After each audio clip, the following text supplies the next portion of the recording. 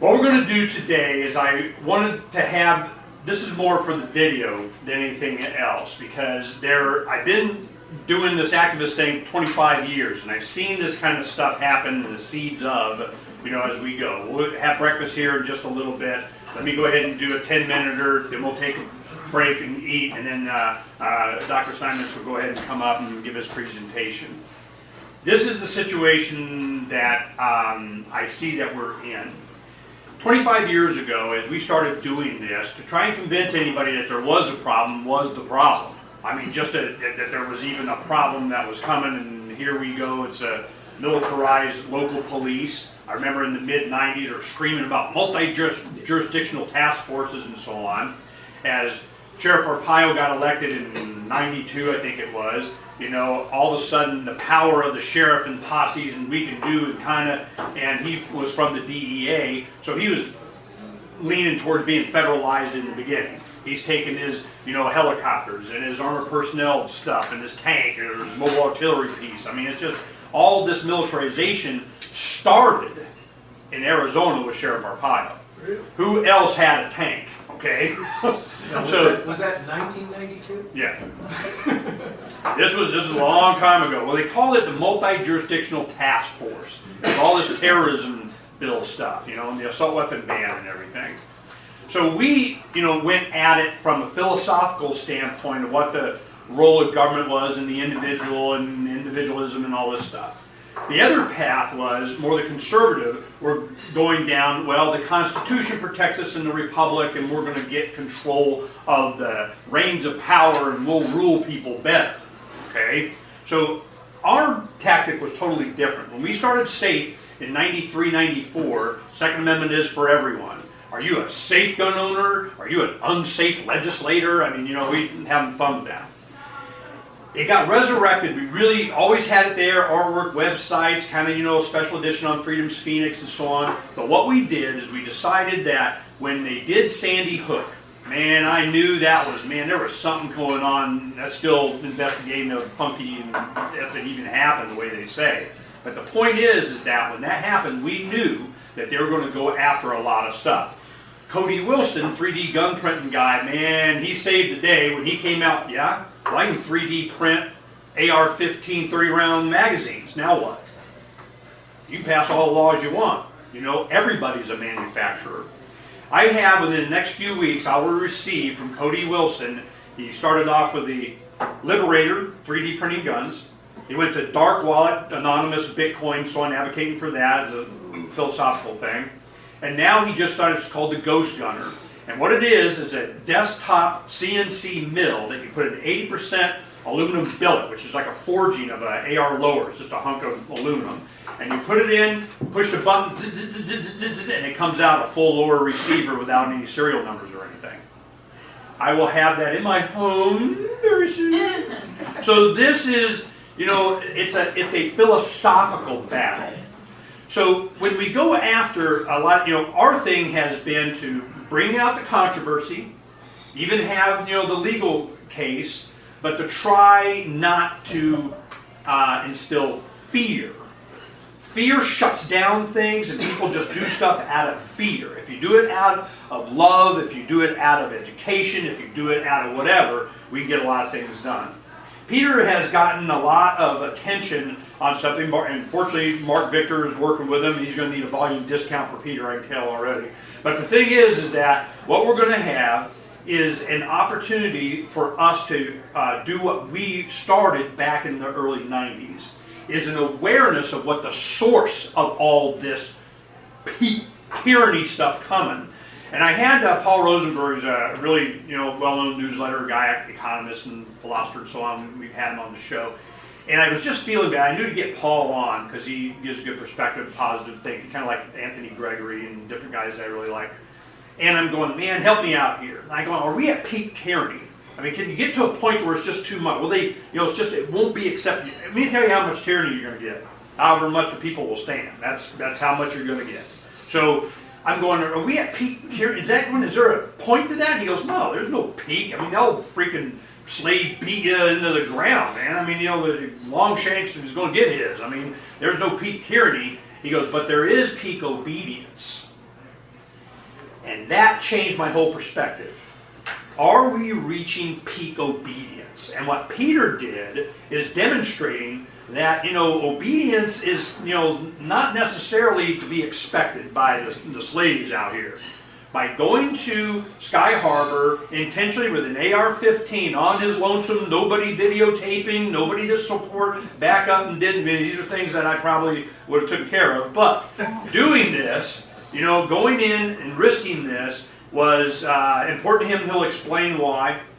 But what it did is it demonstrated that peak obedience may have been reached. And it's happening around the country. That is what Peter represents to me. That there's always the first guy, the tip of the spear, the demonstration of.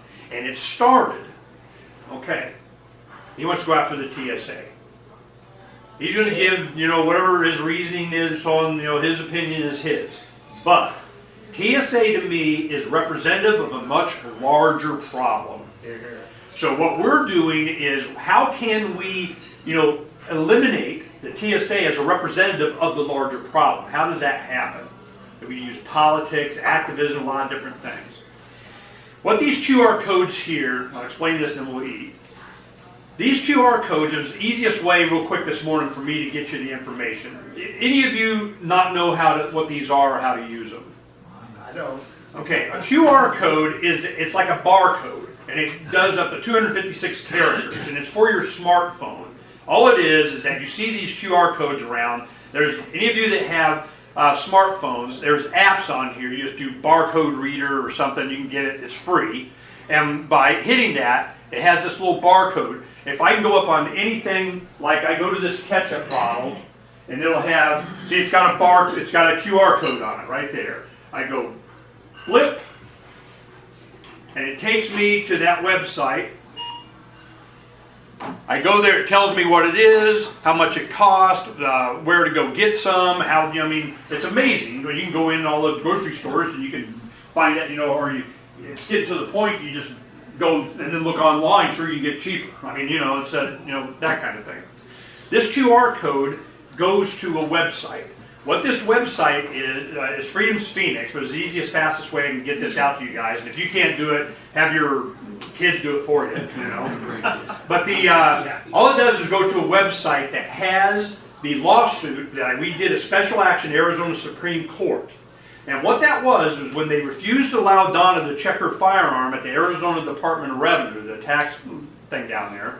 Mark Killian used to be Speaker of the House. He's Director, Department of Revenue down Arizona, income tax and so on. And for our business, when we had our pizza restaurant, we would go down and pay the taxes and so on. Donna take that day off, go get her hair done, whatever. Well, she's a real estate agent, has her 38 in her purse. She would just go down, pay it. Then 9/11 happened. They put up the metal detectors. Okay, she checked it, made him check it. They didn't like that, so they wouldn't let her check it. Then it became a big thing. There was a girl that worked there at the Department of Revenue. She was molested by her father. He was getting out after 9 years, saying he's going to kill her and stuff. She concealed carried, got the training, and all of a sudden they're disarming her. She couldn't come to work with her firearm. She couldn't even have the gun in her car on the parking lot. She had to drive from Apache Junction. So she's disarmed to and from home in Apache Junction, come downtown from an abusive father that was going to kill her. This became big news. We supported, helped her. Killian's like, no, she can't, no gun, no. And then it went to my wife, and at that time, there were employees of the Arizona Department of Health there. There were activists, Rick DeSteffens and Tim, you might know some of these guys. And every lunch, they'd go out and protest in front, they have their lunch, and they called it the Killian Fields, okay? So we had artwork done. We're having all kinds of fun. I go down and see Ernie get arrested. There's 60, 70, 80 people with guitars, guns, and cash, but bailed me out. Mark Victor was there, and we're going to get some. Well, they wouldn't let, what gave me standing to file the lawsuit the next week. New York Times covers it, I'm translated into Japanese. It was a big deal. But the whole thing was to get standing so we could file a special action in Arizona Supreme Court. Boom, straight to the Supreme Court. Because there's a rule, if the government doesn't do something they're required by law, or they don't do something they're supposed to do by law, okay? If they're not doing their job. They say they can't do it and they do it, or they say they're supposed to do it and they don't, you can go straight to the Supreme Court. Well, Supreme Court, when you do filings, they've got, like hand trucks this high. Well, I come in with 3 pages. Well, you can't do that, it's not thick enough. And I go, hey man, I know how this is done, okay? So this is the 3rd time that I've been to the Arizona Supreme Court and stuff. I get a government number, we get some press. Now this is what happened. We go, they did this, stipulated that, and done, done, done, done, we need a decision. The other side, no, we reply, whatever, and dismiss and so on. We go, oh, now it's our turn to respond. You want paper? Now here comes the paper. This QR code goes to where the actual argument was. And the whole point of us doing that was the legal standing, the basis of everything that we did from back and everything we threw in for one main reason. When you go shopping, it's Christmas time, you're at the mall here, and they, or Walmart or whatever, you are prevented from bringing in a firearm. They were even saying, because you had the accountants, and they're saying you need a legal opinion that you ban firearms on even your parking lot. Because they were being liberal mentality coming out, well, you'll be held to, liability if somebody gets hurt in the gun, you'll get sued and more and everything. It's better just have the sign and ban you can't have. Well, what happens? People come out, broken light, you happen to be under the one that's broken, it's out, and this stuff happened. You're out in the parking lot, you get raped, killed, robbed, whatever, and you were prevented from being able to defend your own life. They didn't take responsibility for it. What happened? So who's liable? Who is increased liability? So that was the point that we were making. The statistics, the law, and the principle, and all this stuff with tons of research that here at this QR code came in to say, when this happens, all of you defense attorney, all of you civil attorneys, all of you doing lawsuiting on against Walmart and the mall of Paradise Valley or whatever, Metro Center wouldn't allow firearms at one time, while Christown, which is Spectrum now, would. So say, we say, that's private property, you got to do what you want. So out there with signs, go to Christown Mall. They don't care. Now, a lot of the conservatives, no, we need a law to make them do it. No, it's a private property thing. It's a libertarian thing. It's property rights. Let them do whatever they want. But municipal control things like the airport, the courts, and so on, that's why we have the gun checking. This was all big push on us. In fact, the law was that they were supposed to check it. They were not obeying the law. That's where the special action came from. They were saying no. So they finally, after we did this, they passed a law. Ray, I think, one of the legislators. The law said, this law says that you have to obey that law. You think I'm kidding? That's what it did. So I'm going, wow, you guys are killing me. So what happens is during this process, we got a lot of attention. A lot of things changed. But it was this that changed. You're not going to get the man to go, oh, well, hell, I guess we got to obey the law. How we pressed it was that it was liability. All of a sudden the lawyers and accountants with all this information, they read this brief, they see that they were going to be held to a higher financial liability by not allowing people to protect themselves. That was our point. This is where that argument is. So this needs to be shared. The DVDs that we have here, one's on our dome that we had some extra. I'll just give you that on how we construct our dome and all that stuff. And it's not super organized, but it's better than not. The other one is safe DVDs. When Sandy Hook happened, we did 5,000 DVDs that we just spread throughout the community here in Maricopa County. And we started going around the state too. We did that because we knew what the arguments were going to be. And it's like, JPFO's stuff, Jews for Preservation of Firearms Ownership, a lot of their stuff, Beyond Treason, about the BATF, a movie on, no guns for Jews, and no guns for Negroes, and no, all this arguments of where gun control came from. So this is a powerful weapon for you guys. I've been doing this a long time. I can take advantage of what Peter's done. But if we can work with whatever he's going to give a presentation, we're going to talk, we're going to grill. Yesterday, Dean, a good friend of ours, heavy in the gun community, he sent it out, I go, put it out, we're having this meeting and everything. I anticipate a bunch of these guys would come. They just lambasted it. They just go, I can't believe it made it harder for it, That's why they're not here. So the thing is I'm going, all right, can we turn this in to something that can be supported by the gun community. We're going to find out. Peter's got a long-term plan. There was a reason why he did this and the way he did it, and we get it on video so people can see if they agree with it or not, if it's something can be built on. Because my thing is that, yes, I think we can get rid of the TSA up here. The other stuff will just happen. It has to be done. Why are they there? What is the reasoning? The statistics and all that kind of stuff doesn't even really matter. It's the principle behind what is bringing that on. If we can change the perception of that, there's options that we could have Gateway down, be a competition with Sky Harbor as the freedom to just be able to, I go down there and get on Flying Die Airlines and they give me my 9mm as I get on because I forgot mine, okay? You don't laugh. When I ran against McCain in 04 for the editorial board, I get and I go, yeah, I want the freedom to be on Flying Die Airlines. They give me my 9mm, so I'm, because I forgot mine. I say this stuff. Why? Because it's the only thing they print. Yeah, do it, say it. No. So that's what we're doing today, is understand Peter's mind and what he's did on this, and if we can use this, because it's always a demonstration of peak obedience. There is no limit to peak tyranny. These guys just kill you. They'll just choke you till you're dead. I mean, this is, you resist and you go, no, I can't breathe. Good. Okay? So, and this happens, a lot of people don't know this. This is kind of, still just finally got settled. Mark Victor may come and finally give a presentation on this. Over a year ago, about this time, almost exactly a year ago, he came into Miami from a cruise. Long story short, he didn't kiss enough butt and doing the, the form of declare of whatever. And he went and they say he filled it out wrong, and he did another one, and somebody came behind him to take this page, and he's like this, he kind of pulled it back, because he was like copying it or something, and it was one of the H, oh yeah? That's a free beatdown. 5 guys beat the crap out of Mark J. Victor. Ooh. They got him down, they did the asphyxiation hold, and Mark bench presses 300 pounds. This boy's got skills. 5 guys got him down, beat him to a concussion, and he spent 2 days in solitary confinement. Wow. You guys did not know that. No. And I'm going, Mark, that's so awesome. I'm so glad that you got a dose of what you've been defending all this time. I'm sorry you went through this, but that was awesome, okay? You cannot get a better feeling of what you're really going up and how bad these guys are until you go through it yourself. Exactly.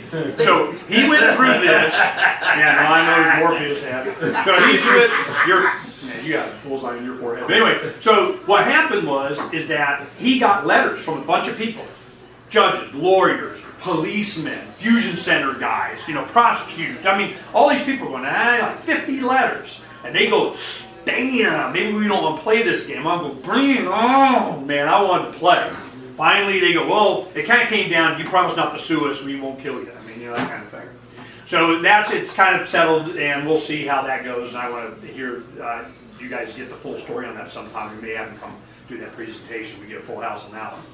But while a lot of this stuff going on last year, all this stuff and the high-profile cases he's on and everything, during this whole time, he had this case going on in Miami. He had to hire an attorney back there to go, there's a lot of money went in, and they wanted, they won't get them some. Now, the one thing that was of interest to me, there was no videotape. Had a customs border come in, and the camera go out or something? See my point? Don't count on the videotape being there. You do this kind of stuff, you need somebody there doing whatever. Now, Tracy is there and had her phone, but I mean, her husband's dying right in front of her. I mean, literally. I have no love for these guys. But I use love as a weapon against these guys. So there is a method that we're going to talk about today. And Peter, full opportunity to express himself. And there may be some things I think that we can do because I was waiting for that. A demonstration of peak obedience. Once you hit that point, then the discussion goes on how we're going to demonstrate our lack of obedience. Everybody has an opinion. We'll have more after Peter. Go ahead and we can stop. We're going to go ahead and eat. Yeah. Quick question, Eric. Did Mark's wife get a video of this on her cell phone or something? No, it happened too fast. You know, and they would, beat the crap out of her too. You know, I mean, it's like we pulled out, But so this is, you definitely want to hear this from Mark. When I first heard this story, I'm like, I heard he was out by then. He was okay. A couple of weeks later, and did the letter. But I just want you to understand that he knows now. He knows. Now, how much he's talked about it publicly, he really hasn't, because it's still it's just now starting to end. So, I kind of share that with you. But it's different, and that's easily what could have happened to Peter with no videotape other than what they had, and the videotape they had wasn't that great anyway. So this is, if we're going to do anything, it has to be in love. Let's go ahead and eat.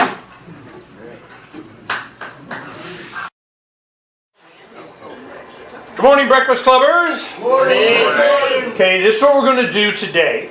We're going to go ahead and get the behind the scenes and the justification, the rationalization of why someone would go for more than once to Sky Harbor International Airport and in front of the TSA and everybody and the Phoenix Police and so on, carry an AR-15, buy a coffee, set it down, and have his coffee. Was it legal? Yes. No charges filed, done, but the government mans didn't like it too much. Now, how can we use this demonstration of that we have reached peak obedience? Peak obedience is a way of looking at when a society, a culture is starting to recognize that there is a cage, going up to the bars and shaking them a little bit and trying to get out, okay? This is what I'm interested in, and how we can use this event to go to the next step, eliminating the cage.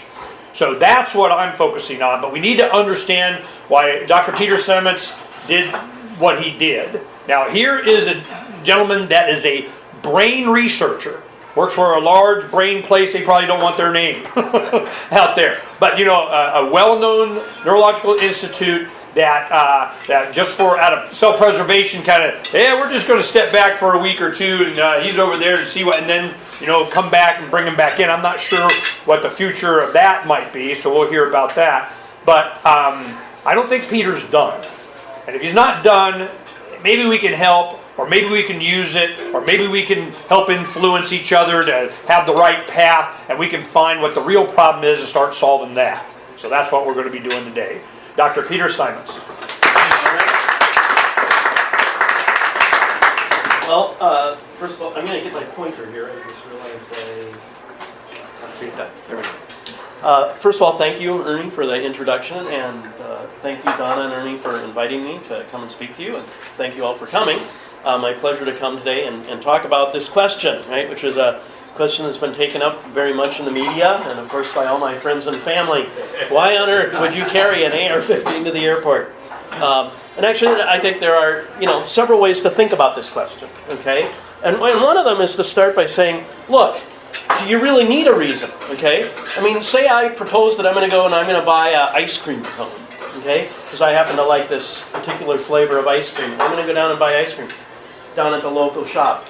Do I need a reason to do that? Do I have to justify to you why I do that? Okay, no, I have an inherent human right to choose what I'm going to put into my body, okay, and I can make a choice like that. Now, of course, some people point out that when we change the item here on the right to an AR-15, okay, that the consequences of the misuse of an ice cream cone and the consequences of the misuse of an AR-15 are rather dramatically different, right? Okay, so if I eat too many ice cream cones, my belly's going to get big, I'm going to have a lot of bad health effects for myself. Obviously, an AR-15 permits me, right, if I'm misusing it, to do a lot more damage. But nonetheless, in this country, right, keeping and bearing arms is considered a right, okay? And these rights are a fundamental part. Essentially, they, in a sense, represent the ground rules, if you will, of how we interact with one another in a free society, in this society, in public places. As Ernie was saying in the introduction, those don't necessarily apply to private property, and private property people can do what they want. They can say, you can't bring any firearms. Okay, if I want to say that at my house, I'm perfectly free to do that. In fact, I have a brother, actually, who told me, look, I don't agree with your gun rights activism, and I don't ever want you bringing a gun on my property. And I said, okay, kind of an inconvenience, but you're my brother, so, hey, I'm going to put up with it. Okay? But it is a right. But nonetheless, we want to think more seriously about this issue, I think, because obviously it's a serious issue in the public domain, okay? And we want to think maybe not more seriously, but more deeply about it, okay? And one way to approach that is to say, well, why not? Why shouldn't you carry an AR-15 to the airport? Let's consider some of the reasons that have been given, okay? So what I'm going to do is, in this talk, I'm going to start out by considering some of the reasons that are often cited for why it's just absolutely terrible. I mean, most people think this is just an outrage, okay, that you would carry an AR-15 to the airport, all right? So the first objection is, well, people will be very frightened and disturbed by this display, okay? And so, you just shouldn't do that sort of thing in public, okay, because people will be frightened, okay? And I always point out that, look, I do not expect anyone, okay, to have rational fear, okay, of a peaceful person legally and openly carrying an AR-15, okay? And we're going to talk more about that in this talk, okay? But if you carry around an AR-15 in a safe manner, there's no rational reason for anyone to be afraid of you, okay? So it becomes a question of what do we do with these fears that people express otherwise? But what I want to talk about right now is what actually happened, right? It brings up the question of what were people expressing fear about, okay? And so I'll take a few slides here today to talk about what really happened, actually, during this protest, because some of it's been a bit misrepresented in the media. So this is a map of Terminal 4, okay, Level 3, which is the level on which there are the gates, okay, and the shops. And what I did that morning was I had my AR-15 in my car, I drove and I parked actually in this east parking area here in Level 4. And then I entered and went up the stairwell. And I actually made a mistake at first because it had been a while since I had been in Terminal 4, and I actually went up from the parking level. So I went up to Level 5, and I actually stepped out, and then as I stepped out, I realized, oh, this is not the level on which there are the gates. And apparently, actually, at that point, I was noticed by somebody, okay, who then subsequently went down, and we live in this culture of see something, tell someone, right? Especially at the airport, okay? And that person, in fact, apparently went all the way down to Level 3, and I believe walked the entire length of Terminal 4 to go to a police officer and report that they had just seen a person carrying an AR-15, is what I found out later from the police reports. At the time, what I did was I just turned around and now I went down, realizing my mistake. I went down the stairs and I exited the stairwell here on Level 3. And this map is not quite right. It's a bit cartoonish in the sense that the stairs and the elevators actually lie to the west of security checkpoint C. And the first thing I did was I went out and I went over to security checkpoint C and I looked very carefully at all the signage there to make sure that there was no signage or something that would indicate that I was prohibited from carrying an AR-15 in the non-secured side. And I then walked very deliberately right along the line and the boundary of security checkpoint C, okay, stopping there for a few minutes. And then I walked I took this at a pretty leisurely pace. I walked across the way over to security checkpoint B. I also walked the line at security checkpoint B. One of the things I did while I was here is I have an interest in these scanners that they use. And there are two types. There are the microwave-based scanners, and then there are the X-ray, backscatter X-ray-based scanners. The backscatter X-ray scanners are supposed to be taken out of all major airports. So another thing I was doing as I was walking by here was I was looking down to see if in fact they had been removed. After I had passed by checkpoints B, I decided I was going to walk down and go to the other checkpoints. And so I began walking, and I actually walked the entire length of Terminal 4, which is quite long. If we look here at a photo, it's a long way down to the other end, okay? And I actually walked this entire distance. I stopped at the Arizona Kids store here to look, and there was a Lego kit on display here I thought my son might like, so I took a look at that, and then proceeded. And I wanted to make sure there was plenty of time, for people to see me and so on. So I kept walking along here. And one thing I'll mention now that I'm showing this picture actually is that yours truly, Morpheus, was kind enough to come out with me to the airport and take these photos that I am showing. So he gets photo credit for these. Okay, so I continued walking along. I stopped at Arizona Kids, as I say. I walked along here. I also went to security checkpoint A and walked right next to the boundary. And then I thought, well, I'll stop and get a hot chocolate at Starbucks. okay, since Starbucks welcomes gun carriers, as you know. So I went into the Starbucks. Here's a picture of Starbucks. I went into the Starbucks and ordered my hot chocolate. It's often been reported in the media as being a coffee, but that's not correct. They got that wrong, and it's only the smallest example of media inaccuracies in this reporting. It was actually a hot chocolate that I ate. I was served pretty much normally, and the whole time I was walking along Terminal 4 and going by the shops, I did not notice any real disturbance, okay, of any person. Most people in the airport are walking along, hey, they're paying attention. Where's my gate? I got to get to my flight on time, right? Some of them did notice that I was carrying an AR-15. Some of them kind of approvingly nodded. Some were kind of like, okay, and moved on. But nobody's running away or being afraid, as far as I can tell. And in fact, in the Starbucks, I was served pretty much normally. A few people, I think it was finally when, after she handed me the hot chocolate, that the person working on my order noticed that I was carrying an AR-15. As I left the Starbucks and started to proceed to this other checkpoint, I believe this is checkpoint A, all of a sudden 4 police officers came up pretty much at a trot, not a full outright run, but very rapidly approaching me. One came up to me and said, "What are you doing here? Are you meeting someone? What's your business here?" And I said, "Well, I'm going to go over to the checkpoint and take a look at it." And they said, one very big police officer, Officer O'Sullivan, stood in front of me and he tells me, "You can't go there." And I'm like, "Well, excuse me, but isn't the boundary between the unsecured area and the secured area that line over there where there's those signs?" And he's like, "No, it's with me, right here, right now." So I said, "Well, okay, Officer O'Sullivan, am I being detained?" I did not receive an answer. A bunch of other police officers showed up at that point and began a discussion. And it went something along the lines of, "Well, is this the same, wait a second, is this the same guy who was here last November? It looks like him." And then one of them offered, "Excuse me, for the safety of all parties involved here, may we take your firearm during the course of this encounter?" To which I responded, "No, frankly, I'd prefer to retain my weapon." Then they started other discussions. "Well, we have to have a plan here. What's the plan? We have to have a plan." And that's when I told them, "Well, my plan is to drink my hot chocolate." So at this point, they obviously were going to kind of continue to stand in front of me if I tried to proceed to this checkpoint. So I asked them again, "Am I being detained?" There was no answer. Then I said, "Look, do you have a reasonable suspicion that I am about to commit a crime?" They said, then no answer.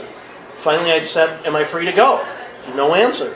So at that point, I left. And I started walking this direction. On the map, I then started walking from, I guess it's, let's see, it's checkpoint, yeah, it's checkpoint D, I'm sorry, where this took place. I started walking along this line where the shops and so on. Well, now I'm followed by 6 police officers, okay, who are trailing behind me. And I was walking along here. Of course, this produces a very different reaction than the one I had received on the other side, okay. Up here, pretty much peaceful, people going about their business. Down here now, everybody's looking at what's going on. There's 6 police officers walking along. Okay, the county attorney has made a big issue in discussing this case and saying, "Oh, we saw people running away from him." Well, no, they weren't running away from me. That was clearly demonstrated on the other side. They were running away from the disturbance being created by 6 police officers following me. I went along here. I actually ran into one gentleman who was quite bemused and sort of approvingly looking at me as he was coming the other direction. And after I met him, I thought for a moment actually about asking the police officers if they had any real reason to be following me. And if there was something else I needed to prove my peaceful intentions to them so that maybe we could get rid of this disturbing display. But I thought, well, that probably wouldn't take too kindly to that point of view. So I just decided to continue walking along, and I walked along until I got back to security checkpoint C. I wanted to approach security checkpoint C again very closely. And before I did so, I thought, well, I'll clarify now with the officers whether or not, how closely am I allowed to approach. So I turned around and I said, "Okay, gentlemen, can you please advise how closely I'm allowed to approach this checkpoint?" They told me, "You are allowed to go right up to the line, but we do not want to see any operational disturbance of the checkpoint." So I proceeded to go up, and again, I looked down at the scanners that were in here. I did not see any operational disturbance of the checkpoint. And I then turned around and began to go, I was actually going to go and turn and go and sit down and finish my hot chocolate. And as I was walking over to the seats, one of the officers said to me, well, you know, do you mind if we hang with you for a while to protect your rights and all? So I said, well, no, officers, you're more than welcome, thank you. And I proceeded toward the seats. And in the next slide, I believe I have this video, which has been shown widely on the... Let me see if I can control it here. I think I can. Okay. Oh, oops, sorry, let me go back. Let me explain a few things here then before I start it playing, since I can't apparently start and stop it here. At this URL, you can actually see the first video which was posted by AZ Central, and it actually shows the complete line of seats, including the two people who will end up being the alleged victims in this case. You can just see the knee of the teenage girl who is sitting right here. What I did is I chose to walk over and look for a spot. Actually, I guess I'm kind of just too polite. And I thought, well, I better sit down somewhere where the police officers can sit with me if they want to hang. And maybe we can have a chat. And so I looked and I saw, oh, there's enough seats here for all of us to have a seat. So I decided to approach here. And what I knew that when I wanted to sit down, I knew that I wanted to rotate the muzzle of my gun. You can see that I was carrying the AR-15 in muzzle down position in what's sometimes called patrol carry. On my right-hand side, which is my dominant side. And so I was carrying it muzzle down, and when I was going to sit down, I wanted to rotate it to be muzzle up so that it would sit on its buttstock when I sat it down on the ground, as I felt that that would be a more stable position and less likely to fall over and endanger anyone. So I chose a place where I was going to sit, and then when I looked directly across, my first thought was I was going to go right up and approach the spot, like if those are the seats, I'd approach them and then rotate it. But when I looked across the way, I saw that there was a TSA checkpoint with people in it. And I thought, well, I really don't want to be rotating the muzzle in the direction of any person. I mean, it's one of the fundamental rules of firearm safety. Of course, I was carrying this loaded with the safety on at all times. But I still didn't want to point the muzzle at anyone. So I thought, well, I can't point it there. So then I looked to the right and I found a spot where there were no people. Okay, and so what I did was I pointed myself in that direction, rapidly rotated the muzzle upward, and then turn around and sit down. And you can see that here on the video now when we play it. Here I am walking along. Okay, and okay, there I rotate it. Now I turn around and I sit down, and then we see as I start to sip the coffee, I'm approached by these police officers. And actually a conversation starts between the police officers, which I can overhear after I've sat down. It goes along the lines of, what can we have to stop this. What can we do to arrest this guy? Let's see, could we get him for endangerment? Well, this is later after the arrest. Yeah, I'll explain that. Yeah, they had told me they were going to arrest me at this point. But let me continue chronologically. So the video is a little chopped up. This one is better in the sense that it shows the entire time course, including what I'm about to tell you. So they start this conversation. What can we arrest the guy for? Okay, endangerment, well, maybe no, that won't work. And finally, the one police officer says to the other, go talk to those people over there and see if they'd be willing to be a victim. Okay, so you could that part was not shown on here. After that, then they asked me to stand up. As soon as they asked me to stand up, I said, am I being arrested? They said yes. So at that point, you know, I don't resist arrest in any way. You can see I just completely cooperate with them. In fact, I was very careful at every step to always ask them exactly what do you want me to do. So they arrested me at this point. They took the weapon. Some people have commented, it's not so obvious to me, but others looking at this have commented that it struck them that the firearm was being handled more recklessly by the police officer than it was by me. And in fact, after I stood up and I noticed that they took the gun, I told them immediately, I'm like, please be careful, it's loaded. Right? I wanted them to be aware of the fact that it was a loaded firearm. So now they take me off and kind of, the rest of that is history, so to speak. But, what were people afraid of here, right? So people say, well, look, shouldn't we be afraid of a semi-automatic rifle? I mean, how dare you have the temerity to carry a semi-automatic rifle into the airport? Well, it turns out, I mean, even the New York Times recently in September published this article, The Assault Weapon Myth, right? Only 2% of firearms violence involves rifles, okay? Now, I'm a statistics guy, okay? I tend to be pretty data-driven because I'm a professional scientist. I actually work with statistics every single day in my work. It's one of the primary things I do. Well, that means that it's 40 times more likely you're going to be hurt by a handgun than a rifle. So there's certainly no reason to particularly fear rifles over handguns. I mean, in fact, you should probably be 49 times more scared of a handgun than you are of a rifle. I mean, if you're just looking at the statistics, okay, and there's certainly no reason to be particularly afraid of a semi-automatic rifle. But then people say, well, but wait, isn't an AR-15 an assault weapon? Okay, and of course we have to realize assault is a behavior, okay, not a type of weapon. It's something that people do to other people, okay, that's assault. Now, assault weapon is essentially nowadays a political term used by anti-gun groups. That's basically what it boils down to. What was it defined as when there was a so-called assault weapons ban? What did it involve? Well, you had to be a rifle, you had to have a detachable magazine, and then you had to have several of these essentially cosmetic characteristics: a flash suppressor, a pistol grip, or a barrel shroud.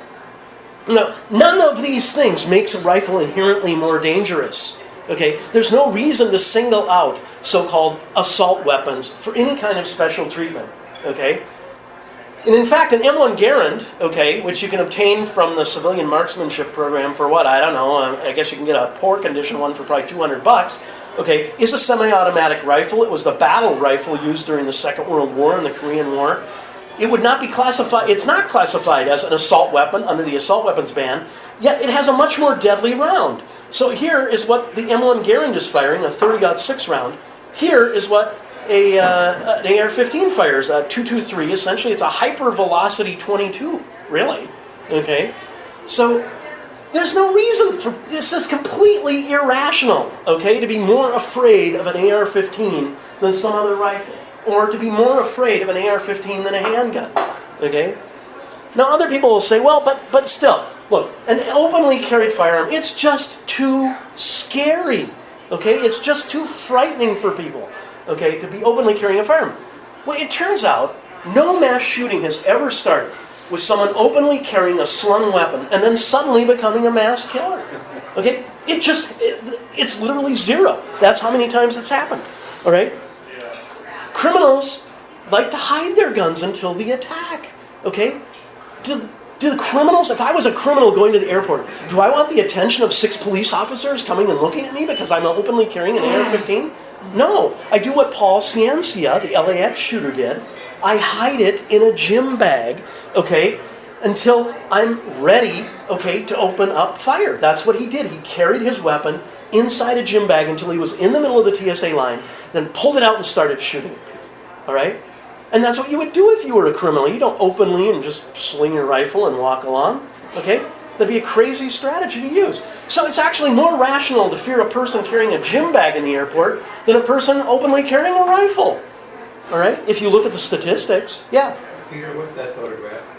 This is a photograph actually that Dean Weingarten placed on his blog.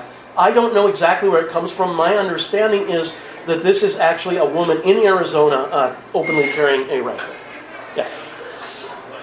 Now, another objection people raise is, well, but what if a concealed carrier was really threatened, right? So this is one we hear a lot actually from people who, I like to call them the butters, okay? And their statements are, I support the Second Amendment, but, okay? And so there's always a but, okay? And so those people will often come up with something like this. Well, but if there was a concealed carrier here, it might be threatened and start a gunfight in this very crowded place.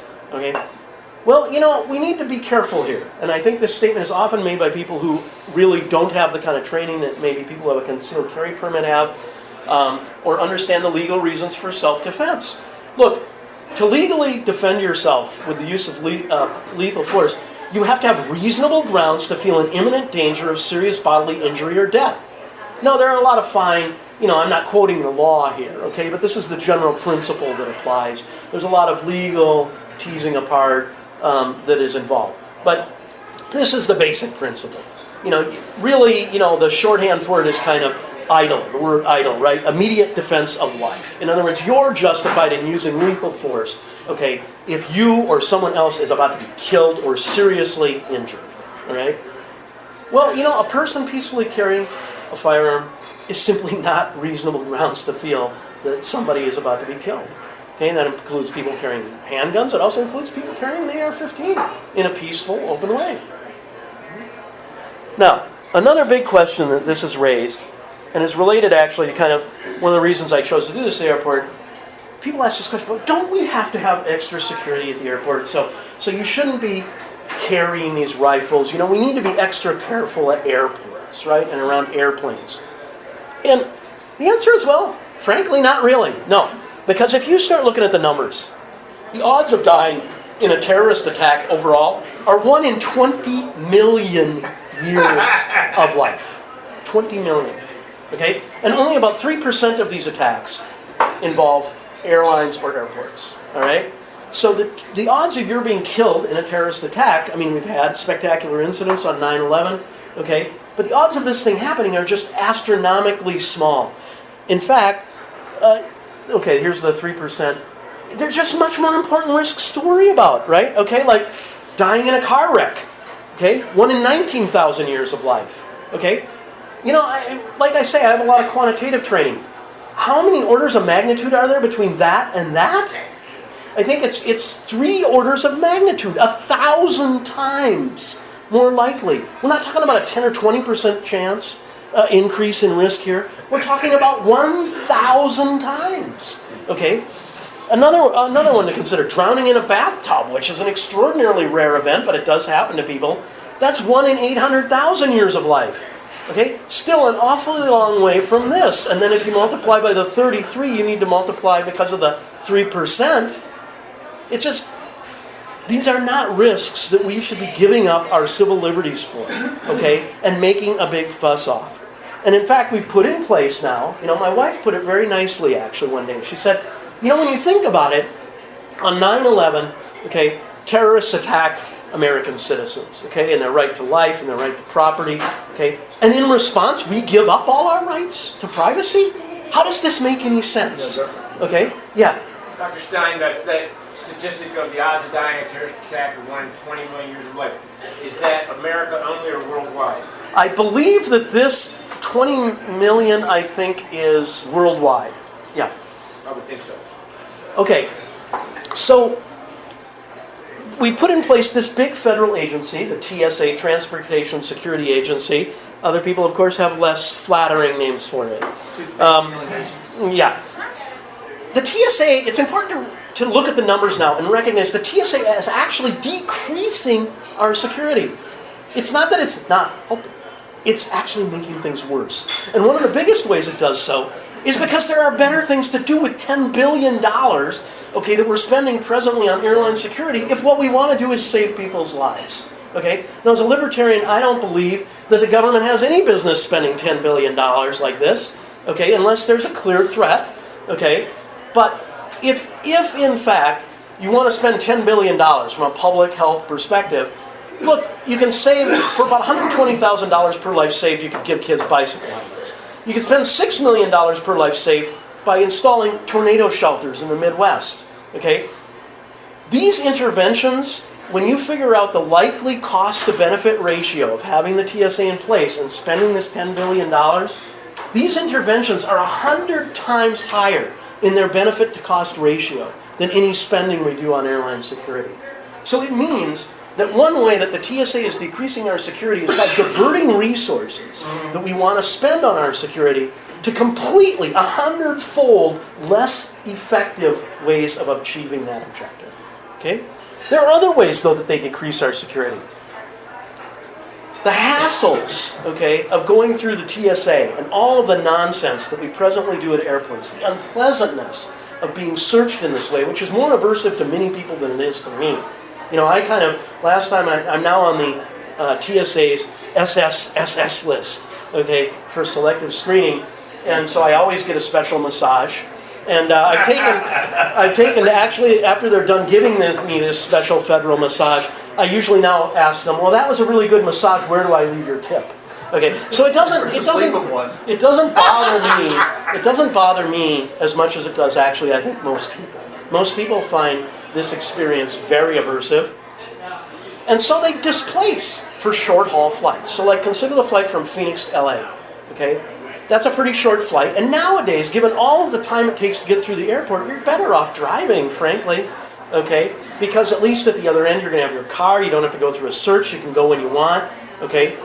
Well, it turns out that if you look at the numbers for short-haul domestic flights, were 34% of domestic flights in 1990. They are now only 27% when it was measured in 2009. Given the total number of flights in the U.S. each year, this is a pretty big number.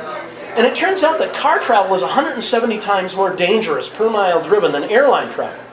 Which means, people have sat down and computed this, it wasn't me, that there are 500 excess deaths each year in the United States because people are displacing from short-haul flights to driving cars. This is 500 real deaths that are being caused by the TSA. Not imaginary deaths because of an imaginary terrorist attack. These are people really dying on our roads because of how much we've inconvenienced them at the airport. There's another really serious problem with the TSA. This is a picture of a line, security checkpoint lines. There's an awful lot of people here, hundreds, right? Now think about that for a minute. If you're a terrorist and you want to inflict a lot of damage, maybe using a bomb, get in the middle, or with an AR-15 like what Paul Ciencia did in LAX. Get in the middle of that line, detonate the bomb, pull out your rifle, start shooting like crazy. Okay? This is a very attractive target for terrorists. Okay? But yet, there hasn't been a rash of killings in these lines. Okay? Paul Ciencia did in fact start an attack from the middle of the line, but he was targeting TSA agents only. Okay? It clearly was not a terrorist attack intended to just kill as many people as possible in the line. Alright? Well, that's really funny because look, how is that possible? Let me ask you, if the TSA works, how is that possible that there's been no rash of killings? Without the TSA first checking in the people who are going to go into the line. Right? It's somewhat ironic. But in my view, this is probably the clearest demonstration that the TSA must be doing nothing for our security. Okay? Because they've created this huge attractive target, and yet we haven't seen all these attacks. And yet the TSA isn't checking the people into the line, right? That kind of by definition, you'd be in an infinite regress. Okay? So this clearly indicates that the TSA is just grossly, irrationally ineffective. Okay? It makes no sense at all. Okay? It's some sort of mass delusion. In addition to that, they're constantly violating the Fourth Amendment. Okay? Think about it for a minute. What do you want to do? You just want to travel, right? From one place to another. Okay? And you have a contract with this guy who owns an airplane over here, who's willing to let you get on his airplane for a certain amount of money and he'll fly you somewhere. Okay? Here's the Fourth Amendment, right of the people to be secure in their persons, houses, papers, and effects against unreasonable searches and seizures shall not be violated. But is there any reasonable suspicion that when I go to the airport, okay, or when Ernie goes to the airport, right, is there any reasonable suspicion that we're about to commit some terrorist attack on the airline? I mean, I don't know. Maybe the TSA in your and my case would argue that there is. But in other people's cases, certainly there's not. Yeah. Why is it that can't be challenged? I mean, what okay. mechanism do they... Let me, that's a very good question. It's my next slide. Okay, very good question. But before I go to that next slide, look, airlines have a right to decide. The planes are their property. It's private property. The airlines should be able to decide what are the appropriate security provisions we need to have in place to prect our customers. Okay, that should be up to them. It shouldn't be up to the federal government. Okay, and the federal government just has no reasonable grounds for any of these searches in the vast majority of cases. I mean, maybe there's a few people, individuals. Ernie maybe, is now labeled as one. I'm certainly labeled as one now by them. I think it's completely absurd. But I'm a love guy. Yeah, okay. And I'm the guy who carried an AR-15 into the airport, okay? So that obviously means I'm likely to do a terrorist attack on an airplane. Sure. Yeah, okay. So, how do they justify this if you think about it? Well, it's justified under this really interesting doctrine called administrative search, which started back in the 50s. And basically what the government says when they perform an administrative search is the following. We're not searching you because we think you're a criminal. We're just administratively searching everybody, okay? And we're not trying specifically to arrest you for a crime. That's not why we're searching you. It's called an administrative search. Now, even if we give them that, I don't think that that's a particularly good legal doctrine, but even if we gave them that, there are several requirements defined by the court for a valid administrative search. It must address an important government objective, it must be effective, and it must be minimally invasive as a way to achieve that objective. Yes? Dr. Steinmetz, in your last slide, I think you mentioned that the feds have no reasonable ground for searches. the vast majority of cases, Yes. you're talking about at airports or in general? Here I mean, I'm sorry, I probably should make that more specific. I mean, the TSA has no grounds. Thank you. Okay, I'll change that. Thank you for pointing that out. So, aside from any other problems one might have with the administrative search doctrine, obviously the TSA is grossly failing to be effective in any way, shape, or form. Okay, so even if you grant them that legal doctrine, it simply is unjustified. Okay, from that perspective. Okay, because the vast majority, they've never thwarted a single terrorist attack. It just doesn't work. All right. So my idea is, look, let's give people choices in air travel. Okay, we don't have to have one size fit all. Airlines should be responsible for deciding what the appropriate trade-offs here are. Okay, because my relatives, they'll say, well, gosh, you're crazy. You mean you're just going to let people walk on the airplane and so on? And you know, my attitude is, look, if you're scared of that, then fly with an airline that wants to do virtual strip searches of people. That's fine with me. I have no objection, okay, if you want to do that, okay? There are strong economic incentives for the airlines to get this right, okay, and we must hold them liable for any damages that result from their not handling the issue properly. Right now, they're actually exempted by federal law. There's an upper limit on the total liability that they can be held responsible for due to a crash. All right? We should get rid of that as well. If they screw up, if they make a mistake, and somebody uses their planes as a weapon, that's their problem. All right? Because they're the owners of the plane. All right? Now, how can we implement this? This is what Ernie asked me. You know, what can we actually do to implement this, right? And you know, some ideas here, right? I mean, different airlines can be at different terminals or airports. They could have different policies, okay? And the people who want, you know, Mark Victor and I have discussed this, you know. Mark wants to fly on Ernie's Fly or Die airline, okay, where, you know, everybody pretty much is encouraged to be carrying a gun, and if you don't have one when you show up and you're, you know, appropriate individual, you know, we give you one, we loan you one until the end of the trip, okay? Other people might not like that. In fact, it's important to recognize my suspicion is, if you look at the tendency of the American people to give up their privacy in exchange for convenience in terms of internet services and so on, my suspicion is that the American people would actually like a system in which they would undergo some sort of further pre-screening and identification and then be able to just show up at the airport and very easily and fastly go through without their luggage being searched. So they would much rather have a credit check, their fingerprints on file, and so on, and then just be able to come up, put their fingerprint on a scanner, and then go on the plane. That's probably what most people would like, I suspect. Now, there's nothing wrong with that inherently if, in fact, the airlines can, you know, convince themselves and their insurance carriers that this is a... What's that? Some of the airlines give you a... There is TSA Pre. Okay, so there is a program. Unfortunately, right now, most places suffer under the TSA, okay, which is this federal one-size-fits-all approach. They do have TSA Pre, which allows you to reduce some aspects of the screening procedure. For example, taking off your shoes, don't have to do that. You still have to have your baggage scanned, okay, and so on. In other words, I don't think it goes far enough compared to what the majority of the American people would prefer.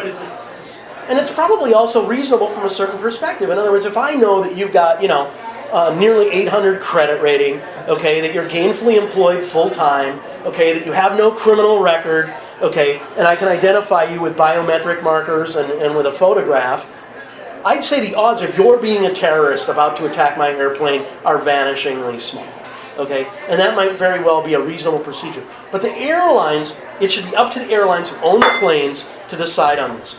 Now, we can even replace the TSA in Arizona. So it turns out that in the federal law, you are allowed to not have the TSA at an airport if you provide a separate screening company that is going to do the screening. It has to meet certain provisions, obviously, as approved by the FAA, okay? But this would allow us, and this is one of the points that I've been discussing with Ernie. I'll come to your question in a second. Just let me finish this. The idea is that we might be able to say, look, we're going to have different companies involved at different airports here in Arizona. Maybe the Gateway Airport could be used as an example. And we'll try to get them, we could even write it into their contract, right? If we're giving them the contract, We could write it in there. Look, you're going to do the following procedures to try to minimize inconvenience. The other big advantage of replacing the TSA is we can write things in like metrics. We can say, you are actually going to measure, okay, the times and the lines. You're actually going to do quality metrics. You're going to have to survey a random 1% of the passengers that you're serving and provide us with that data so that we can measure how well you're doing and how well people are satisfied by these different metrics. The other thing you can do if you start using different procedures on different airlines is, in the long run, this is a way to prove whether these things work well in terms of security or not, right? So if we find that 10 years out, the airlines that have been using a lower sort of screening, less invasive procedure are doing just as well in terms of attacks or accidents and so on as the ones who aren't, then we know, hey, it didn't make any difference, right? It's just another proof of, in a sense, what we already know about the TSA, which is it doesn't work very well. Yes, you had a question. So is this a state opt-out or is this a company opt-out? I believe it's an airport opt-out, actually. So each airport can opt out. So that's City of Phoenix then? In the case of Phoenix Sky Harbor, it would be the City of Phoenix which owns the airport. I mean, the other big problem from a libertarian perspective is there's no reason the airports shouldn't be privately owned. They should really be sold, right, to private entities that run them. No good reason. Yeah, no good reason, right. There are reasons, right, namely the bribes that are probably given to the airport commission, but, you know, I think in Arizona here we could actually work on this. I mean, we have a pretty freedom-oriented population and I think set of legislators, and I think it's possible we might persuade them that, look, we want to take control of this back so that we can start to actually fine-tune it to the needs of our citizens rather than just having it in the hands of this one-size-fits-all government bureaucracy. Now, all of these reasons that we've talked about, right? They're all of these reasons for why you shouldn't take an AR-15 to the airport are based on irrational fears. Okay? What do I mean by an irrational fear? I mean a fear which is not based on a reasonable assessment of reality. Now, my brother, especially for an audience like this, would take me to task a little bit for calling it irrational. Because to some people of a libertarian mindset or a more objectivist mindset, calling something irrational is just the worst insult you can throw at a person, you know? So the other term, I suppose you could say, might be mistaken. In other words, that people don't necessarily have a personal incentive to invest the time and effort to find out all of the facts of reality, right, which bear on this, like all of the statistics, and so they make a mistaken judgment in an honest way by not having the appropriate facts. Yes? Okay, you're kind of saying this, and you kind of illustrate this with the whole thing. My only objection so far to your presentation, Okay.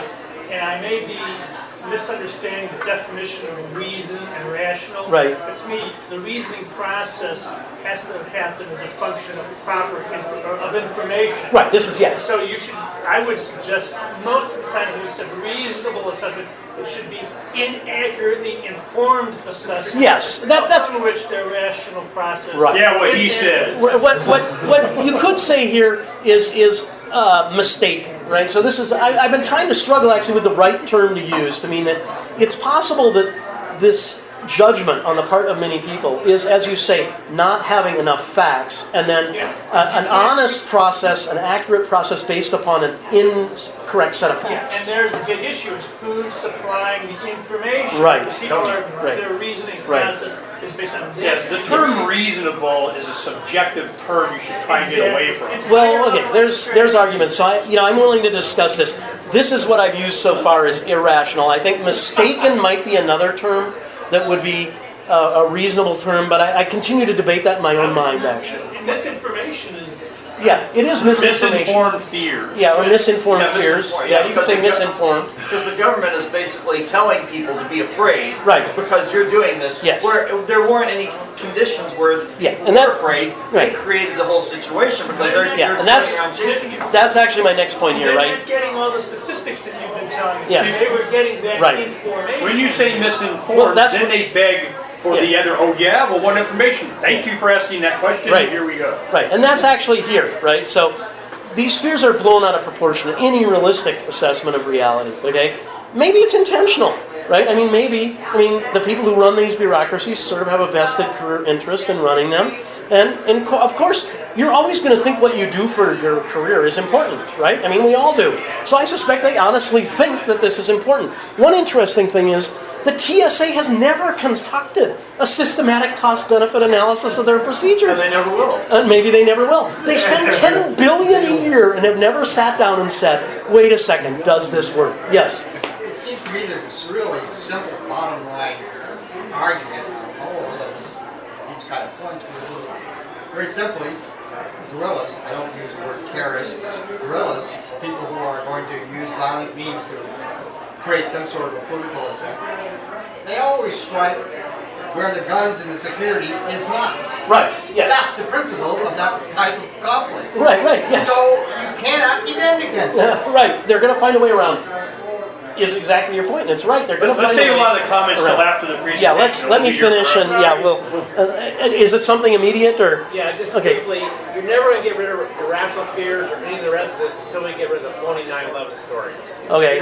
It is a whole cause of all of this. Okay, well, that's a discussion. Yeah, whole nother discussion. Okay, so why did I carry an AR-15 to the airport? Okay, and basically, it was an emphatic protest, right, of basically people trying to bully, intimidate, or force us, okay, to give up our rights, our inherent right in the case of an AR-15 or a gun, an inherent right to self-defense, our inherent rights to privacy, to some reasonable modicum of privacy, okay, because they have irrational fears. What do these people want us to do?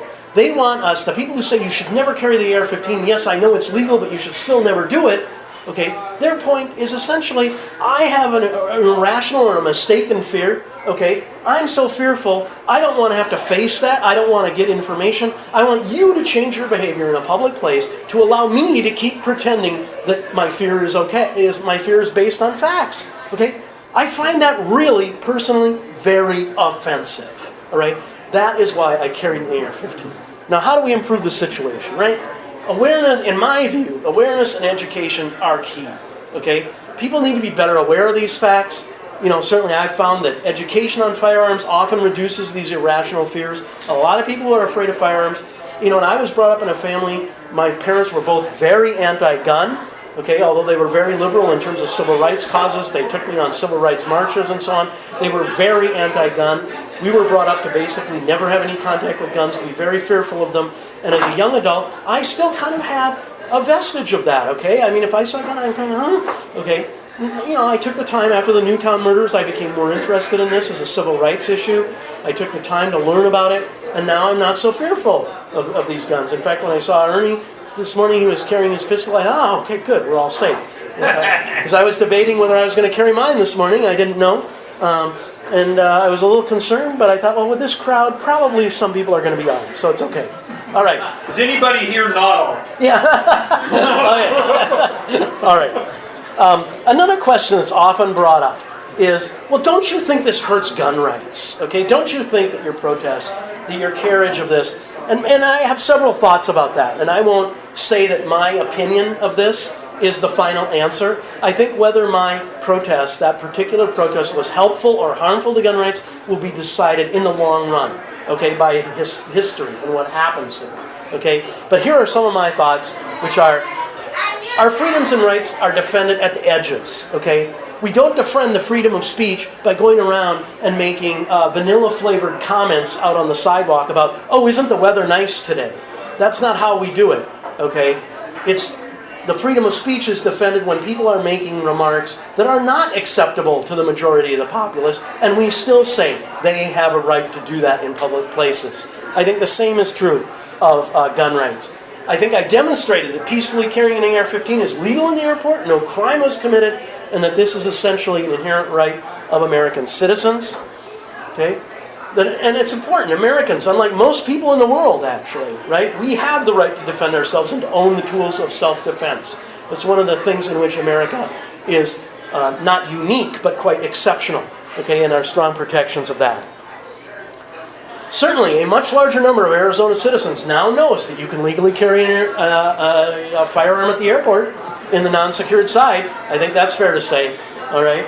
And probably now the airport is actually probably a somewhat safer place to be, okay? Because there are probably more people carrying there, if not openly in an AR-15, they're carrying a concealed handgun when they go there to pick up a passenger because they now know that it's legal. And most importantly, I think this is started a critical discussion, okay, of irrational, or if we want to say mistaken fears, okay, and how they really should not be grounds for suspending what are our rights. Now, on a positive note, I like to note that some of our rights are in fact being restored, despite what this cartoon would suggest, that we have to check them all in the tray. We now have 40 states. Read what the cartoon says. Okay. Oh, I'm sorry. Is it a little bit unclear? It says, here's the TSA agent saying to, I guess it's Uncle Sam wanting to go through the scanner to get on a plane. Please remove any remaining civil liberties and place them in that tray, sir. Okay. Right. So, we now have 40 states, actually, which have shall issue concealed carry. Okay, that's happened over the last couple decades. In some states, we've achieved what I know Ernie worked long and hard for, actually unconstitutional carry.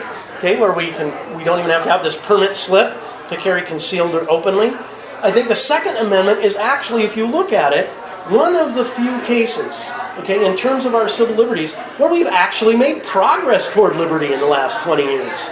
Okay, we have the NSA spying on us. Okay, we have the TSA searching us.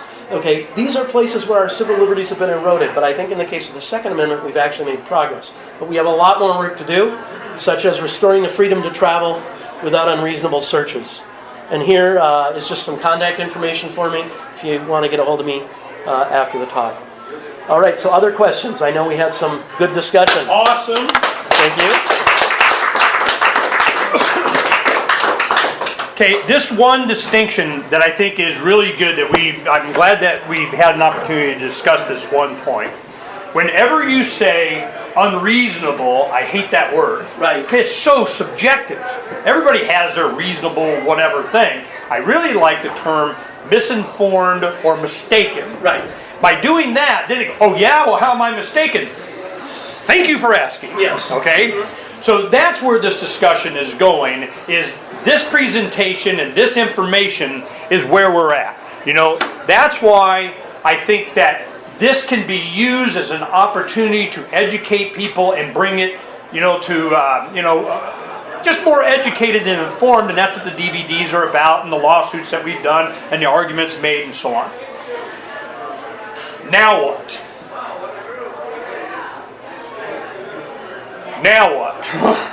Fix the mistaken information. So I'm, to go back and kind of challenge and go up to the bear and start poking him on the chest, I'm not necessarily for that. The point was made, nobody got hurt, and the net benefit already is, like you say, I believe that people are safer now because they understand that they can bring their firearms to the airport. We've done that in the past. Our TSA protest a few years ago on Wednesday before Thanksgiving, where some people in this room participated. Donna and Gary, some others went down there, passing out DVD packets and the blue gloves to get your fresh gloves for your pat down by the TSA during the pandemic of whatever. Morpheus was there. Chris was there with his AR-15 too. No, Chris was there with a 45. Chris, Black Chris, the AR-15 Obama guy, went to the airport, and Channel 12, NBC affiliate, AZ Central, were there filming as he was passing out stuff as people were getting into the TSA line with him. Black man with a 45, or 9mm, where it was, has handgun on. So they're just like, showed it real quick, flash, done, didn't make an issue of it. And what did they do? They're going to go tackle him? No. Why? Because it was legal.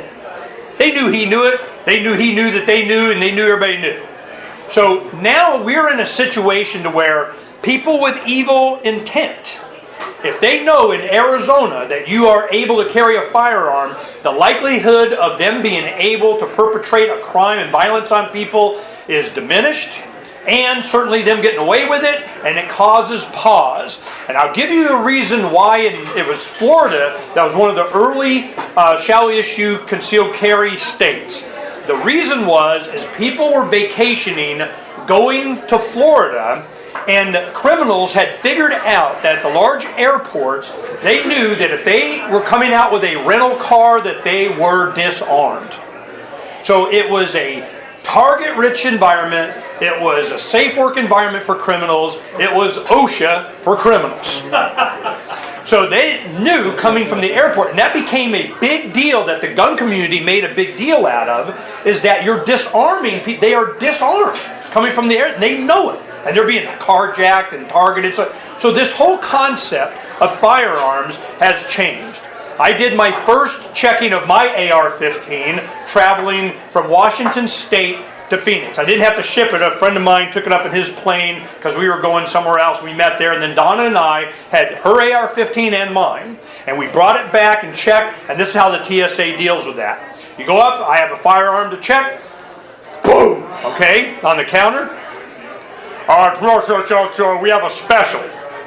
Ooh, I'm special. Okay, I like that. So the TSA guy comes out, he's nice as heck and whatever, and I open it up, and he goes, yeah, sign here that there's no ammunition in there. Now I come to find out later that, you know, they say you can have ammunition, they just don't tell you that, you know, but so that's something I have to research. But so we didn't have the ammunition in there, but it's, you know, I got like 6 30-round mags, AR all decked out, all kinds of goodies in there and everything, and of course, you know, my business cards and Mark Victor's card, all kinds of stuff in there. I didn't know what to expect. And he goes, just sign it, no ammunition, fine. He threw it in the case, we closed it, didn't want to touch it, didn't get near it, he didn't want to have anything to do with it. Smile on his face, peace, nice doing business with you, you're good. I put a padlock on it, we locked it, gave it to him, that was it. I pick it up, I get on the carousel though, I'm expecting to see my AR coming around the thing, you know. So I get there and I'm like, hey, where's it? Can Mr. Hancock please come to the, I'm going, okay. So I go to where, you know, your lost baggage thing is, and they had, yeah, we don't put it out on the carousel. I go, good thing to know, all right? So it's really, you're right, on Second Amendment, we have made progress. Why? 25 years I've been doing this, and I'll tell you why. Voting, people don't see that as, you know, it's going to change really anything. They are not looking for really anything except one thing. The Vulcan mind meld into the mindset of the statist. How they see us. And gun rights is definitely either you are livestock or you are not. And people that get involved politically in activism, those that won't leave us alone, the politician, the ruling class, or whatever, they'll do all this other stuff because they know they can infringe on your civil rights and kind of target minorities, or they target ethnicities, or they target, you know, you got too many, you know, body-piercing, tattoo, baggy pants, something. They're always going for, you know, the porn industry or something like that, you know, to where they close their bank accounts. But now they started closing the bank accounts of gun dealers and such too. So whenever they press on the gun people, boom, here comes, you know, the activism. Why? Because people understand that total tyranny, this peak tyranny, is going to include your ability not to defend against them. And people understand even the liberals that, you know, or people that are afraid of guns and have these mistaken and uninformed fears, they are starting to come. As I was doing radio on Air America, all of a sudden it comes out that Randy Rhodes, you know, the liberal, she carried a pistol. All of a sudden, people, you're starting to find out, you know, a lot of people are going, yeah, you libertarians are right on this gun. Why? Because Bush was in charge. All of a sudden, they started to realize, hey, maybe some liberals need some guns, man. These guys are bad. Okay, just a minute back. So my point is that I'm going, it's always the gun issue. One of the things in when you go to doctors' interview with us, and so we put a lot of links in there to different things that we've done in the past. And when we did this lawsuit, there was the Arizona Republic asked me to write an article, and you had an article in the Arizona Republic here recently too. Just a week ago. So I wrote this article, and they go, "All right, Ernie, I know these guys, Ken Western." He's like, "Yeah, go ahead and go. You get 700 words, knock yourself out." I'm like, whoa. So it was, why is it always guns? And the argument was, and I plagiarized the crap out of L. Neil Smith. You know, I asked him if I could use that because it was a perfect, you know, explanation. Is that it's a Vulcan mind meld, an MRI into their mindset and how they see us. Because if they create these seedy streets, you know, this violence and mayhem, and then my 130-pound wife going up against a 230-pound guy, you know, where's the equality there? You know, how is she to defend herself? A real estate agent, you know, in a vacant home with somebody she doesn't know wanting to, you know, say hello. And there were real estate agents being killed at this time that she was getting her training and so on. So I'm going, this is so important an issue at even the most anti-freedom in a lot of other areas, and certainly how motivated people are to understand as human beings the ability to defend your life against those that would take it. They're not going to win this issue. They, them, those. And it takes people with vision and with, the peak obedience to bring these issues up. And I'm glad we're able to have some influence with Peter, and he has influence on us, that we can change the irrational term. That one term right there, I think, is the one big upgrade we can make. Because irrational is a subjective thing. Mistaken, uninformed, that is something. It begs the question, oh yeah, what's your information? Well, the media is going to ask about 3 times and they ain't going to ask anymore. Okay? That's my experience with this. So I think the ability of the state of Arizona or Gateway or something like that start pressing this issue, that based on the presentation that the doctor just gave you, that there's a lot of evidence to come up to where, can we just try at Gateway? What airline wants to come in and take the responsibility and that be an economic draw to go to Gateway? Just out of principle, I drive there. Donna and I, we drive to California almost all the time for exactly this reason. It's just the time involved, the inconvenience, the crap, what we can and can't bring, all this kind of, we just rather drive.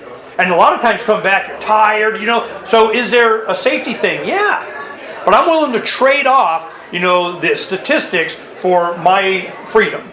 So this is, I think it's time for this. I think the people are ready for it.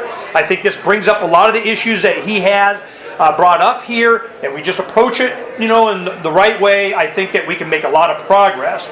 And it gets at what the heart of the TSA is. It's just a mind screw, excuse to spend a bunch of money. I got called by reporters it was about a year ago, I think it was, that they took the other scanners out and replaced them. Yes, right. And they called me because we were doing all the protests and everything and stuff. And I didn't give a crap what scanner they had, I knew it. We had a Godzilla radiation dosimeter badges that we gave to the TSA, informing them that they need to get dosimeters and where to get them and all that kind of stuff, because they're being irradiated, they're being lied to. That is what had more impact than anything else. Got to get rid of them scanners. Who was the guy in charge of that? Chertoff, that used to be, Department of Homeland Security, goes off and selling rapist scanners, as rapist scanner, rapist scanner, whatever it was. So they go, Ernie, they took those out. You win, right? I'm like, right. You think I care what kind of scanner they got? Well, do you know where they went? Somewhere else? Yeah, they've been deployed to other smaller airports. So they've been taken out of major airports, put to smaller regional airports, so they can sell as well as other transportation facilities where they want to do scans. This is an opportunity, but I think we want to approach it right, and I'm interested, but not because I give a crap about the TSA. It's the mindset behind it that allowed it.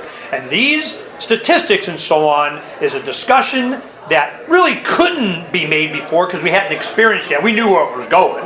Any libertarian, civil rights-minded individual knows where this was going. So we're there.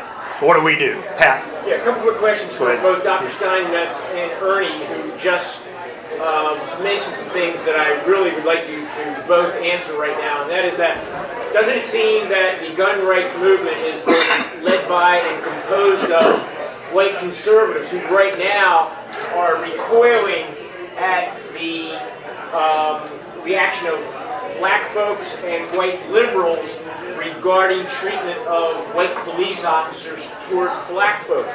Is there any way to get the two sides together so that you would have white liberals and black folks essentially joining forces with the white conservative gun rights movement? Let me speak to the issue of the gun rights movement a little bit, and I think Ernie is. I'm sorry. Let me speak a little bit to the issue of the gun rights movement and their perception of it and what I've seen of that, and then I'll let Ernie comment on better ways to handle it or how to move forward. My perception in reading the people who are really into the gun rights issue, like open carry advocates and so on, is that they don't really recoil actually from this issue of, in fact, there was recently an article on the Huffington Post, I pointed it out on one of my blogs, where there's an editorial of the Huffington Post in which the person says, look, I'm normally not a gun guy, but I think that actually the best thing would be, since 15 of 16, young black males are not in jail and are not felons, okay, that it would be best if we all started openly carrying firearms, okay, as a protection against this kind of police abuse, and essentially as a label, not that you're going to have to use the firearm, but essentially as a label that I'm not a felon. Right, because I'm legally allowed to carry this firearm. This goes deeper than this fiction that there is this liberal bias against firearms. I don't think is as true as they're trying to bring it out to be. In the 60s, the Black Panthers made a point of being armed. They were sick and tired of all this kind of what's going on right now and frisking of everybody. Rolling Stone just had, was it Tayabi, I think, just wrote an article about all this stuff going on in New York and the stop and frisk and all that. It's just what happened, and all of this protesting and the response to these deaths and so on is not just this instance. And what did the guy get choked to death for? Selling onesies, cigarettes. Lucy's, that's what it was. They're going, they sell individual cigarettes. Well, heck, that's illegal. Well, I should have been put in jail a long time ago, because I never buy it now. Give $1 as an excuse to talk to somebody, smoke a cigarette. You got 3-4 minutes to indoctrinate them. So the thing is that I'm going, there's something much more base to this, and the black community did, or in fact, that's where gun control came from, was the freed slaves. They didn't want them to have equal rights. So they're going, man, we got to have the sheriff, somebody saying black people don't get guns kind of deal. So that's why that film, No Guns for Negroes, No Guns for Jews, No Guns for anybody other than, I guess, the white conservative, whatever, NRA members, this is what this DVD is about. That's why we did this, is to explain where this came from. So as being a talk show host on liberal radio, I could see there wasn't that much aversion to it as you think. It's the institutions. I saw a documentary, I've been doing a lot of research on thorium, the different kind of nuclear reaction and so on.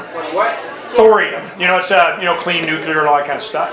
What happened is they are starting to find out, they're going, all the green people, the people on the left, they saw that they were being lied to about, because the oil industry was using this to get what they wanted.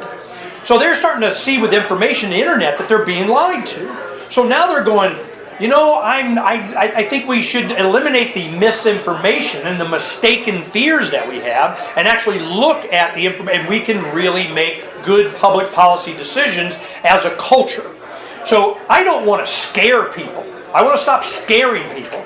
So if we can do this without scaring people, and what you find out, and the one point that they made in this documentary, it's the institutions. It's Greenpeace. It's the Sierra Club. It's it's whatever. It's a Handgun Control Incorporated kind of somebody. It's the organization. Individuals you can convince. Individuals you can get, and they will leave the organization. But where does their support and money come from? Some government aid. Bloomberg. Here comes Bloomberg. He's going to be coming Arizona. I had Bob Templeton, the owner of Crossroads of the West gun show that's going on this weekend. I'll make it out there this weekend. Bob's on. He said Bloomberg's coming to Arizona. He wants to make a full frontal attack on. I've been through this before, and I go, okay. Remember Monster.com, the job-seeking thing or whatever? They went to Tucson. They wanted to get legislation in. They're going after the guns in America. Well, that didn't work out. Here comes Bloomberg. I'm like, yes! Oh, donate to him. Get your ass in Arizona. Let's go kick ass. I'm like, bring it on. We'll get you here. But while we play there, what do? Dump a crap load of these DVDs in Manhattan on the subway. I go, oh, you thought you could leave New York? Okay. So this is, you want to play, let's play. With love and information and past, experiences on this. They, them, those that will not leave us alone will not win this issue, because it has nothing to do with voting, has nothing to do with political power. It gets down to the base of the right of an individual to be able to defend themselves, and the Bill of Rights and Constitution doesn't even enter into it. It doesn't matter. It is way before that, is that I don't have to be a slave. This is the commercial that I wanted to do. We're all cattle, right? Here you have a chest view of this, and then all of a sudden, everybody goes down. Then they come up. They go down. Then they come up. They go down. They come up. What is it?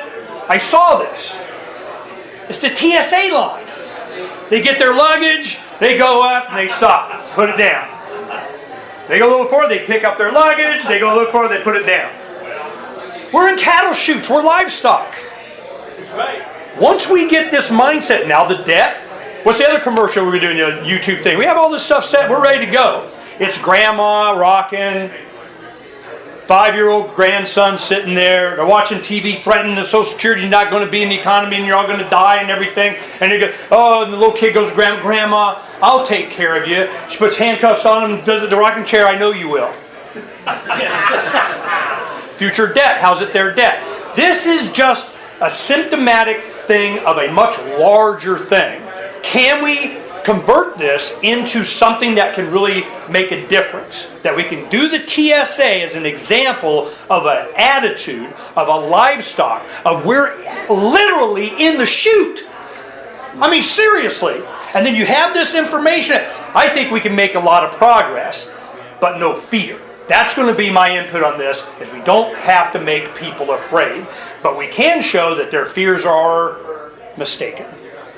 Pat? Real quick, about 3 weeks ago on NPR, they mentioned that the TSA lines at Sky Harbor Airport can be 4.5 hours long. This is way before Thanksgiving. And on Thanksgiving, on the Sunday, right, at O'Hare, we had a mile and a half long TSA line. Okay? Now this isn't, when you stand back and you look at this is something that Mark Victor always points out.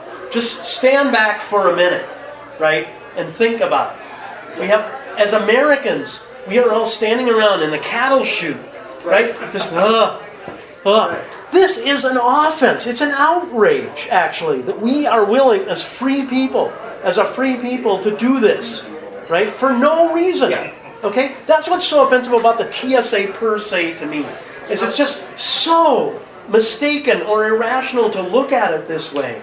Okay? It's like a poster child, okay, for irrationality. I want to mention one more quick thing. I'm going to be in Baltimore in June. Okay. And I'm not going to fly. I don't know how. I may take a train. I may rent a car. I may even hitchhike, which I've done over 100,000 miles when I was a young man. Yeah. But I'm not going to fly. Good for you. Keith. Oh, one more question to go with Keith. Then we need to wrap it up. It's 10, and we want to make sure we get it. I can hang around for a few more minutes. Yeah, you guys people just have other questions for me. So make sure that you guys get to visit. But the main thing is I want this to be a launch, and the video Terry's going to get up. I'm going to send you some links and so on to make sure you put in the description, and you're going to have the PowerPoint and such up there. So this is just a beginning of us being able to think about what we can do. And it's up here. It's a freedom thing. It's not a fear thing. It's an understanding and information thing. And this got international attention. I think we can take advantage of it again. But to what? Just get rid of the TSA? That's just a symptom of a bigger problem that I want to really chop at the root and not be hacking at the branches. Yeah, Keith. I believe the irrationality of the TSA is purposeful because they want us to get used to being touched and prodded and down the chute. They don't care about the security of the airport. They care about us getting used to that touch and that may be part of the motivation. That's right. It's a way to exercise control and get people used to being controlled. Okay, that's the dangerous part, is that the average citizen is accepting this. Exactly. They're being indoctrinated, and I noticed it. I made a big deal. If you listen to my radio show, you may have heard me tell this story. It was summer of '08, around in there. I was traveling a lot for the Levolution and so on. I'm in Sky Harbor getting ready to leave, and there was a young couple in their early 20s, 23, 24, and they had two little kids, 4, 5, 3, 4, around in there. And he had a TSA guy with one of those wands. And they're at the beginning of putting all their stuff in the grate, and they're going to now you take your shoes off of the nice man, you put them in the den. They were indoctrinating and training the next generation. And I could see it happen. You want to know how you get to a Nazi Germany style, country? I sit here and watched it happen. It's a generational, it's a 10, 15 year process of getting people to accept that. And the only reason I think that we have a chance this time that it's different is because of the ability to communicate because of the internet. And as much as they surveil us, you know, what they're finding out is that we're being informed. And they're like, damn, what do they do with that? I don't know. But they're going to have to, like, you know, stop, not something. And I'm looking at an opportunity for us to be able to go to a distributed internet where they can't surveil. And this is what we're prepping all of Freedom's Phoenix in the back end for, is going to the distributed internet that they can't stop us. One more comment from Les, and then Frank needs to take over, and then the program. One thing I'd like to say is that I read Rules for Radicals. And I would suggest that everyone in here read it. And it's a modus operandi. It works. Now, we don't have to use their principles, you know, as far as what their objectives and their goals are. But the modus operandi works. And that's what you're doing very, very well over these years. What's the book again? Rules for Radicals. It works really well, and that's why I say it's a good idea to use it, because it's a psychological war is what it is. It's a war, it's a battle for the mind. And we have a chance. The Levolution showed that. Generation Next is not buying this crap anymore, and they know that, yeah, coming out of school with a big giant debt they're never going to pay, and a sovereign debt that's never going to get paid, and they want to, you know, oh, we're going to refound the country and do it a constitutional amendment to fix it and refi your debt. We're going to refi. We need you to agree that this is the next, no, this one, we're going to do it right this time, but you still owe the debt. I go, if my grandchildren are still enslaved, screw you, okay? So it's a dead letter as far as I'm concerned. So I appreciate you guys giving the time. It's turned over to Frank. Great job, Dr. Steinmetz.